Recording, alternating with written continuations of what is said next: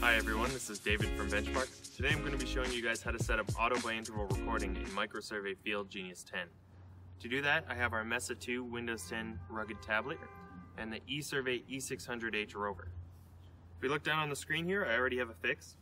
So I'm just going to click on Standard Measure, and that's going to bring up my measurement modes options.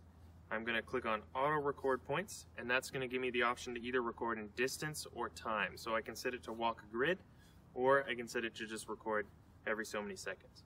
I'm going to leave mine on distance for now. I'm just going to hit OK. Then we're just going to click on RTK Fix to start shooting. And we're just going to walk while holding our rover level. And every 5 meters, it's going to shoot a point.